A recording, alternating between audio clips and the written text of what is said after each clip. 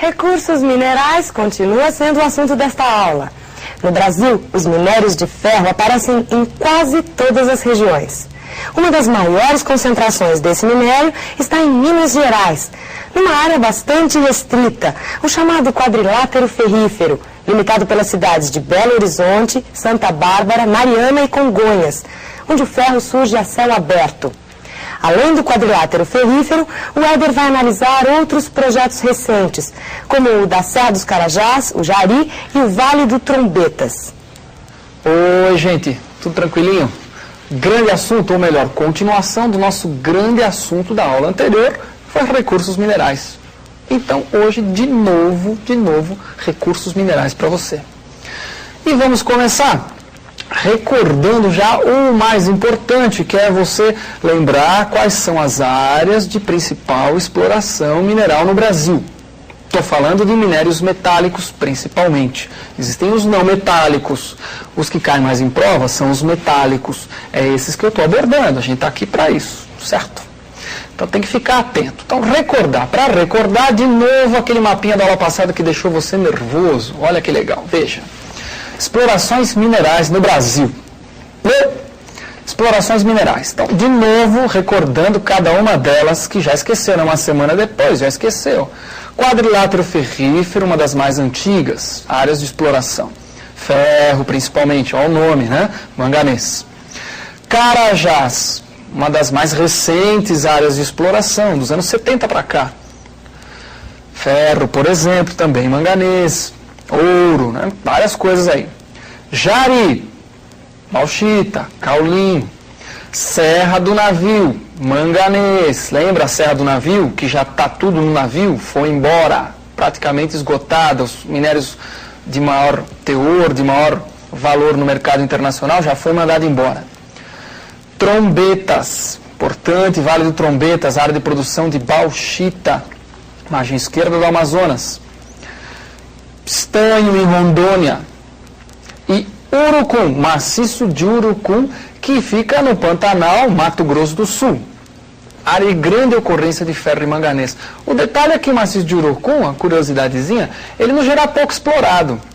Pouco explorado por duas razões básicas. Não tem uma infraestrutura de transporte para transportar a produção de lá para os mercados consumidores, do Sudeste sobretudo, que é o principal mercado consumidor do país. Não tem infraestrutura de transporte. Segundo, não tem consumo local. Daí a produção não ser muito significativa. Exporta um pouco que vai de barco lá, Paraguai e Argentina. Você fala, é a sorte dos jacarés. Talvez, do Pantanal, talvez. Só que tem um detalhezinho. Qual é esse detalhezinho? Que algumas dessas áreas costumam cair em prova mais do que outras. Então, evidentemente, o que a gente vai fazer? Eu selecionei 3 dessas áreas para a gente discutir com um pouco mais de detalhe. E se der um tempinho, discutiremos mais algumas, mas 3 basicamente as mais importantes. Então, a primeira área, que sempre cai em prova, mas sempre está acontecendo por aí, é o quadrilátero ferrífero. Então vamos falar um pouquinho dele e veja um detalhezinho do quadrilátero ferrífero. Olha comigo, veja lá. Quadrilátero ferrífero aqui, o que você está vendo é o seguinte, não é? Você vê o mapa do Brasil aqui, um esboço, a área de localização do quadrilátero em Minas Gerais, estado de Minas. Está aqui. Esse quadradinho está ampliado aqui do seu lado. E ele tem uma legenda. Um laranjinha, né? Um amarelo mais clarinho e umas manchas pretinhas. Essa legenda você pode decifrar aonde? Aqui do lado do seu vídeo. O laranjinha, laranja, o amarelinho mais escuro ali, é terreno arqueozoico, do pré-cambriano. O mais clarinho é o proterozoico, também do pré-cambriano. Também do pré-cambriano. E lembra que são exatamente nos proterozoicos onde existe a maior ocorrência de minérios metálicos. E o ferro, que são as manchinhas pretinhas, como você pode ver, as manchinhas estão sobretudo nas áreas amarelas mais claras, que são os terrenos proterozoicos do pré-cambriano. O quadrilátero é definido por 4 cidades, que você está vendo aqui, ó, Santa Bárbara, Mariana, Congonhas e Belo Horizonte. Faz muito tempo que ninguém cobra de você o nome dessas 4 cidades aqui, né? Mas é bom saber, já que tem esse nome, de onde é que vem. Certo? Muito bom. Então você já pode dar uma recordada em onde fica o quadrilátero, que ele tem terrenos cristalinos, proterozoicos e arqueozoicos, e que o ferro está sobretudo nos proterozoicos. que ocorrem lá até que em grande quantidade. No caso do Brasil, 4 ou 5% da área brasileira no máximo, mas lá ele está em grande ocorrência, os terrenos cristalinos proterozoicos. Bom, o quadrilátero. O quadrilátero é uma das principais áreas de mineração de ferro, principalmente, e manganês do Brasil. Essa produção é usada no mercado interno e no mercado externo. A conquista do mercado externo, ela só foi possível a partir do momento que criou-se uma infraestrutura para isso, que foi basicamente a construção de uma ferrovia ligando o quadrilátero até o porto de Tubarão, até Vitória, né? O porto de Tubarão, que fica encostado lá em Vitória, no Espírito Santo. Antigamente se usava o Vale do Rio Doce para escoar a produção. O Vale do Rio Doce, com a construção da ferrovia, passou a se usar a ferrovia. Vitória-Minas chama a tal da ferrovia. Então foi criada uma infraestrutura para o Brasil poder exportar essa produção. Isso é muito importante. Normalmente a infraestrutura para a exportação dos nossos recursos minerais é criada pelo Estado brasileiro. O Estado é que investe e cria todo esse aparato para se exportar. Muitas vezes favorecendo em muito os países que vão comprar esses minérios no geral por preços bastante baixos. Particularmente o minério de ferro, que é pouquíssimo valorizado no mercado internacional. Vários países têm grandes reservas. Então a concorrência é alta. E já que eu citei o Vale do Rio Doce, lembra um pequeno detalhe, um pequenino detalhe, que o Brasil tem uma grande estatal que atua na área de mineração, chamada Companhia Vale do Rio Doce, que tem esse nome, obviamente, em função do Rio Doce, que era usado para escoar essa produção do quadrilátero ferrífero. Essa área até hoje é uma área de grande produção e uma área de intensa concentração industrial, evidentemente de siderúrgicas, metalúrgicas, que vão beneficiar esse minério. Então, muito cuidado com o quadrilátero ferrífero. Ele está sempre caindo em prova. Às vezes com um mapinha como esse daí, de detalhe, às vezes o mapa do Brasil inteiro mostrando ali Minas Gerais. Toma cuidado. Outra área que costuma ter uma incidência grande em vestibular, muito grande, fique atento. É uma área vinculada a um grande projeto de mineração. Por sinal, você tem que tomar um cuidado que é o seguinte, existem grandes projetos, no geral, no Brasil, agropecuários, industriais, de reflorestamento. Quer dizer, são projetos que envolvem mais do que a exploração mineral.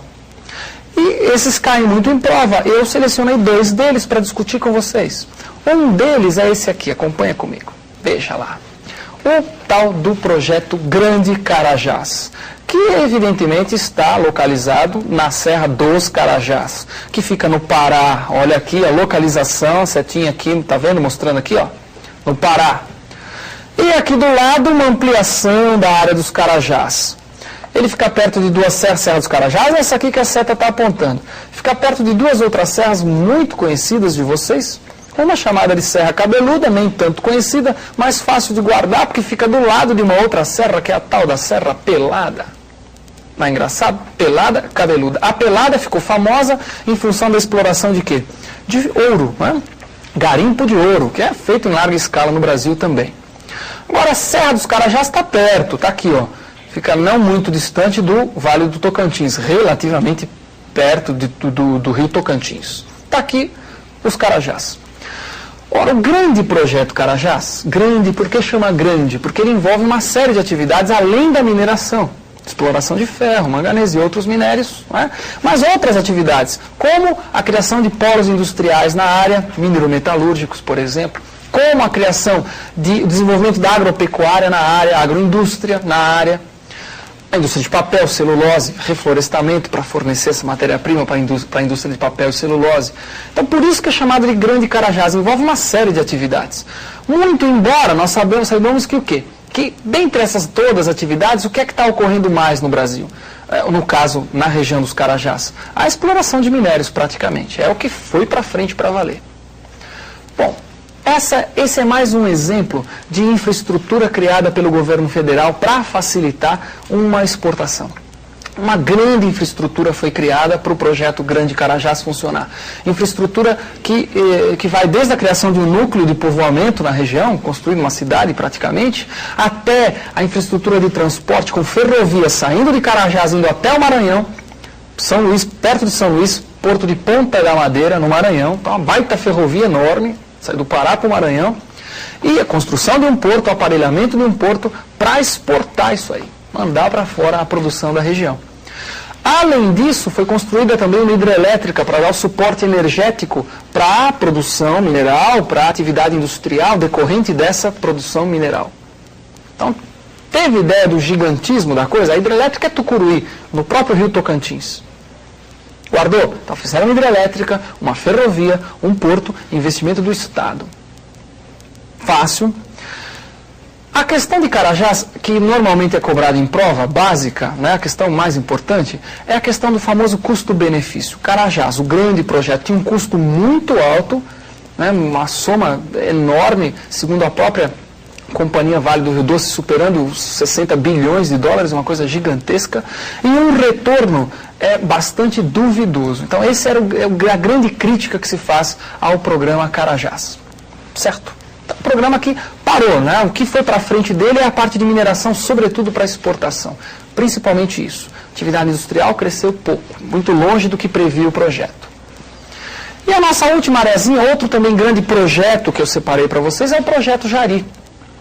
Pouco diferente do Carajás. O projeto Carajás teve uma iniciativa, era estatal associada a uma multinacional, depois a multinacional caiu fora, ficou o Estado, a Companhia Vale do Rio Doce. O projeto Jari não, foi um investimento primeiro de capital estrangeiro e depois ele foi nacionalizado. O projeto Jari, veja a localização rapidamente, veja lá comigo, olha lá, que bonitinho. Fica aqui, ó, na fronteira do Amapá com o Pará. Então está aqui a localização e o detalhe para você aqui do lado, não é? Então veja o estado do Amapá aqui, o do Pará embaixo. Isso que você está vendo aqui é o rio Amazonas. Isso que você está vendo aqui é o rio Jari, cortando a área do projeto Jari. Deu para ter uma ideia? Está não muito distante da Ilha do Marajó, que está aqui do lado. Ótimo. O que você tem que saber do projeto Jari? Como eu disse, foi um investimento inicialmente multinacional, depois nacionalizado. Um grande projeto também que envolve mais do que mineração. Envolve o quê? Indústrias, polos industriais de papel, celulose, reflorestamento para isso. Agropecuária, principalmente hoje, né, atuando, sendo produzido arroz nessa região, no caso na agricultura, arroz risicultura, e exploração mineral também, caulim, matéria-prima para o cimento, e bauxita, que é matéria-prima para tirar, ou melhor, é o minério do qual se tira o alumínio, matéria-prima usada, largamente utilizada na indústria.